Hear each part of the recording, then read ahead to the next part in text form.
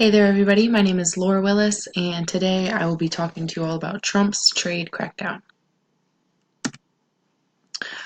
President Donald Trump has imposed trading tariffs on Canada, Mexico, and the European Union, which has left these countries to retaliate. The first round of tariffs on China are due to go into effect July 6th, 2018, so they've already gone into effect. This has led us to be at risk for a global trade war. Though the economy is strong right now, businesses and investors are worried about Trump's crackdown about the trading tariffs. A global war trade could sink the economy into a recession. If we were going into a trade war, it would lead us into a recession. In the event of a recession, this would end the second longest expansion in American history. Bank of America's Merrill Lynch, United States economist Michelle Meyer. These are all quotes that she has said in articles. So Michelle Meyer wrote to her clients, "The probability of a full-blown trade war is low, but the risks are rising."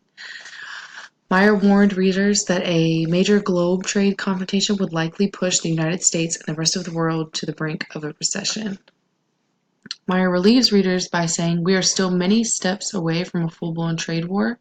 However, she assures us that trade tensions are likely to worsen before they get better." How would this all go down? In the event of a trade war, businesses would be hit with higher costs triggered by tariffs. Companies would no longer be able to figure out how they would get the materials that they need. Confidence among executive and households would drop. Businesses would respond by drastically scaling back on their spendings. The steps that the administration has taken so far only touch a small fraction of the United States economy. The administration is also weighing auto import tariffs and restrictions on Chinese investments in the United States technology. Bank of America has estimated that over $100 billion worth of goods have been targeted, or about 4.2% of total goods imports. Shaking up Wall Street. Uncertainty over trade policies could freeze investment decisions by major companies and cost others. Confidence in business executives in Germany are already waning. This relies heavily on exports. The IFO Business Climate Index dipped in June, led by a sharp decline among companies involved in global trade.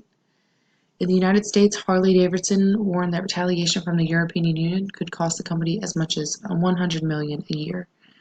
Meyer says a decline in confidence and supply chain disruptions could amplify the trade shock, leading to an outright recession. United States economic growth. The growth of the United States economy has accelerated recently, and the outlook has been bright thanks to corporate tax cuts and a surge in government spending.